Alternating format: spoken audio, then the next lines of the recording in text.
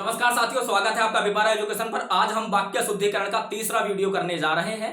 पिछले दोनों वीडियो से आज के वीडियो की यदि मैं तुलना करूं तो आज का वीडियो आपके लिए बहुत ज्यादा महत्वपूर्ण होने वाला है, क्योंकि साथियों आज हम उन प्रश्नों को करेंगे जहां पर आप सबसे ज्यादा गलती करते हैं। एक एग्जाम्पल मैं अभी आपके सामने रखता हूं, आपको एहसास हो जाएगा कि आज आप क्या क्या पढ़ने वाले हैं। जैसे कि मैंने कहा, वह सो गया क्या, तो आप कहेंगे सही वाक्य है, लेकिन साथियों ये गलत वाक्य है। मैंने आपसे कहा अध्यापक ने छात्रों से प्रश्न पूछा, आप कहेंगे सही वाक्य है। सुनने में सही लग रहा है तो आपको लगेगा सही है, लेकिन साथियों ये गलत वाक्य है ना। तो इसी प्रकार के प्रश्नों को दोस्तों आज हम देखेंगे। सुनने में सही लगते हैं, लेकिन दोस्तों सुनने से मामला नहीं होता, व्याकरण की दृष्टि से शुद्ध होना चाहिए। तो शुरुआत करते हैं नियम नंबर 8 से। वाक्य में सर्वनाम पहली बार जिस वचन में प्रयोग हुआ है, अंत तक उसी पुरुष और उसी वचन में प्रयोग होगा।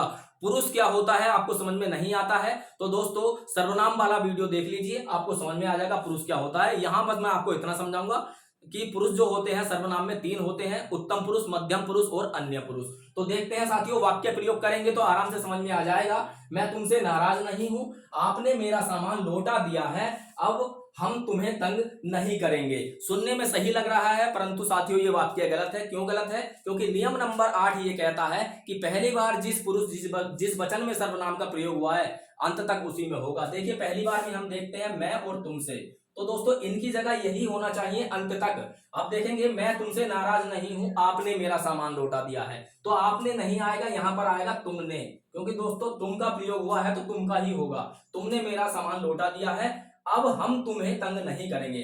मतलब तुम की जगह तुमने होगा और मैं की जगह जो यहाँ पर हम आ गया है तो हम नहीं आएगा साथियों, यहाँ पर ये गलत हो जाएगा। यहाँ पर आएगा मैं तुम्हें तंग नहीं करूंगा, तो करेंगे वाली क्रिया चेंज हो जाएगी, अब यहाँ पर आ जाएगा करूंगा। ठीक है, तो इसी प्रकार से साथियों आपको नियम नंबर 8 को दिमाग में रखना है कि सर्वनाम पहली बार जिस पुरुष वचन में प्रयोग हुआ है, अंत तक उसी में होगा। नियम नंबर 9 देखिए, स्किप मत करना, एक एक बात दोस्तों आपके दिमाग में बैठ जाएगी। दुनिया की कोई भी परीक्षा दे लेना, वाक्य शुद्धिकरण का प्रश्न आपसे कभी भी गलत नहीं होगा। तो प्रश्नवाचक शब्द उसी शब्द से पहले होना चाहिए जिस विषय पर प्रश्न किया गया है। इस बात को जरा ध्यान से सुनिएगा। यदि समझ में नहीं आ रही है तो हम एक वाक्य प्रयोग करके देखेंगे, उदाहरण देते हुए चलेंगे एक एक, जिससे दोस्तों आपको सारी बातें, सारे कंफ्यूजन दूर हो जाएंगे। तो नियम नंबर दोस्तों 9 कहता है कि प्रश्नवाचक शब्द उसी शब्द के पहले होना चाहिए जिस विषय पर प्रश्न किया गया है। देखिए साथियों, जैसे कि मैंने कहा वहां क्या बिक रहा है, बिक रहा है। ठीक है, हम क्या जानना चाह रहे हैं, उसी शब्द से पहले प्रश्नवाचक शब्द होगा। प्रश्नवाचक शब्द क्या होते हैं? जैसे क्या, कैसे, क्यों, है ना, ये सब जो होते हैं ना, ये प्रश्नवाचक शब्द होते हैं। तो हम क्या जानना चाह रहे हैं? हम बिकने के बारे में जानना चाह रहे हैं कि क्या बिक रहा है, तो बिकने से पहले क्या आएगा। तुम क्या पढ़ रहे हो, तुम क्या पढ़ रहे हो, हम पढ़ने के बारे में जानना चाह रहे हैं, तो इसलिए क्या जो आएगा ना वो पढ़ने से पहले आएगा।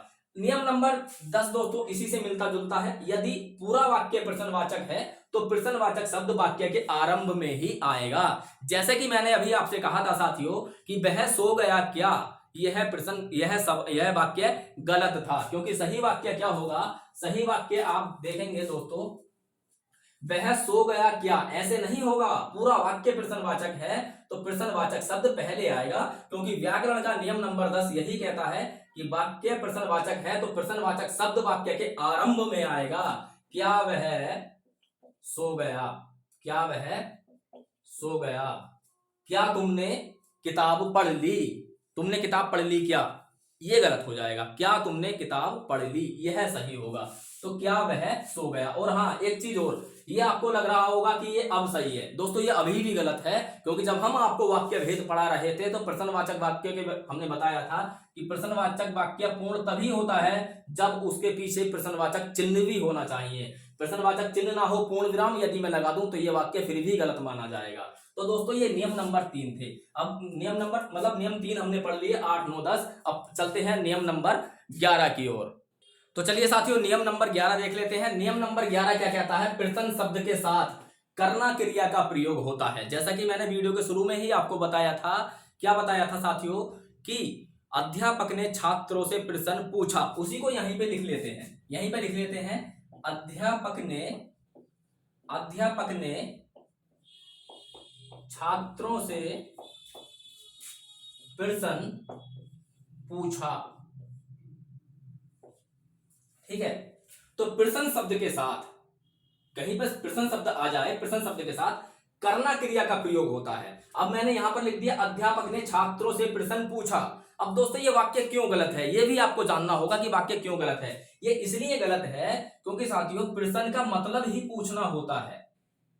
प्रश्न का जो अर्थ होता है वह क्या होता है, पूछना होता है। तो पूछना पूछना दो बार आ गया तो इसलिए ये गलत है। इसलिए जहां भी प्रश्न शब्द होगा उसके साथ में जो शब्द आएगा, जो क्रिया आएगी वह करना वाली क्रिया होगी, मतलब किया यहां पर होगा।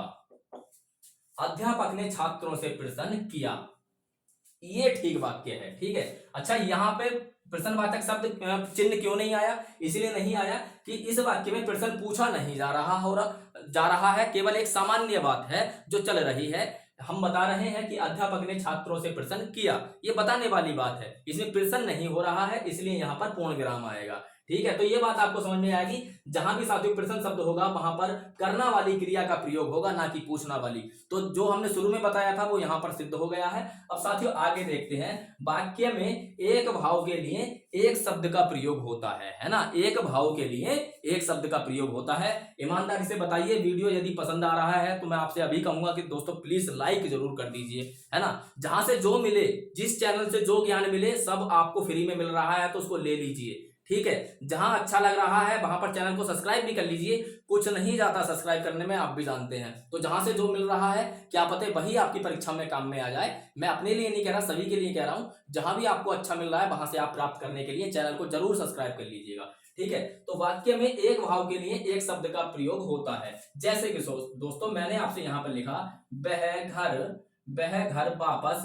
वापस। ये दोस्तों वह छोटी छोटी गलतियां हैं जो आप करते हैं और आपको लगता है कि वाक्य बिल्कुल सही है।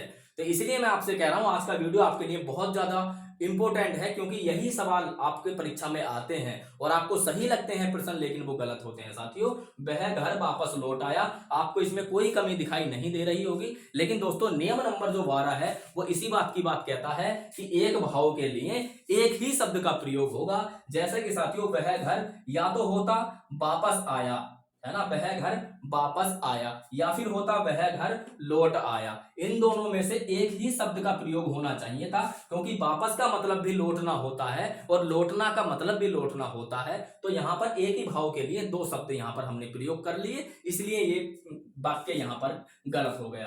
तो हम वापस यहां से हटा देंगे या लौटना यहां से हटा देंगे, कोई भी एक शब्द इसमें से आप ले सकते हैं, वाक्य सही होगा। दोनों का प्रयोग नहीं कर सकते। अब यहीं पर मैं आपको एक बात और बता दूं, ईमानदारी से बताइएगा दोस्तों, आपने ये कहीं ना कहीं प्रैक्टिस सेट में किसी परीक्षा में जरूर देखा होगा। मैंने आपसे कहा उस पेड़ पर अनेकों पत्ते थे, मैंने कहा उस पेड़ पर अनेकों पत्ते थे, अनेकों पत्ते थे। तो दोस्तों यह वाक्य भी गलत है, क्योंकि ये सार्थक शब्द नहीं है। मैंने जब वाक्य भेद पढ़ा रहा था उसी समय आपको बताया था कि वाक्य में दोस्तों पद तो होते हैं, लेकिन प्रत्येक पद का सार्थक अर्थ होना चाहिए।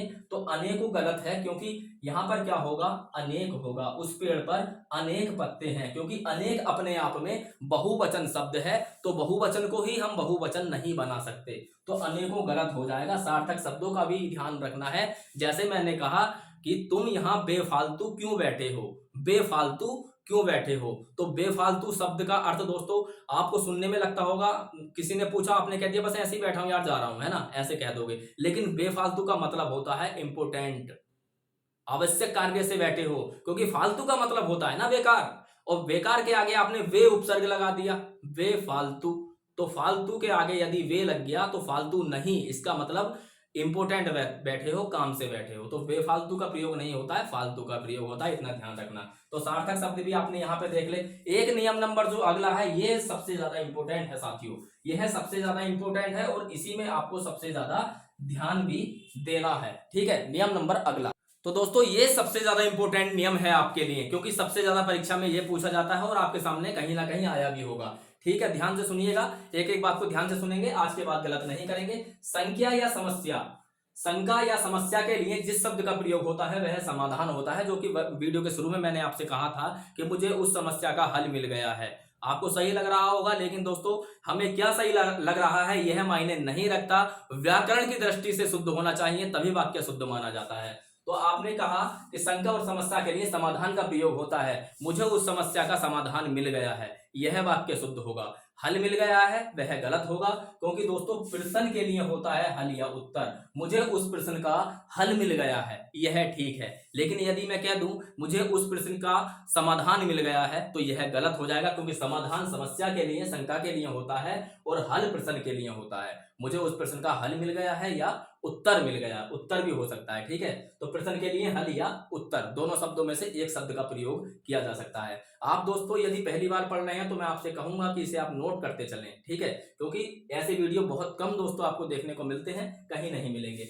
चित्र के लिए जिस शब्द का प्रयोग होता है साथियों वह अंकन होता है, अंकन, है ना, उसने उस चित्र का अंकन किया है, ठीक है। तो ध्यान रखना, ये छोटी छोटी मगर मोटी बातें हैं। कविता के लिए रचना शब्द का प्रयोग होता है, ऐसा नहीं है इस कविता का निर्माण उस कवि ने किया है, नहीं, ठीक है, ऐसे नहीं होगा, ठीक है। यह कहेंगे कि यह तुलसीदास की रचना है। रचना कहते हैं, नहीं कहते हैं कि यह उस मतलब तुलसीदास की रचना है। तुलसीदास एक कवि थे, लेखक थे, ठीक है। तो कविता के लिए रचना का प्रयोग होता है, निर्माण का नहीं, कि हमने उस कविता का निर्माण किया है, नहीं।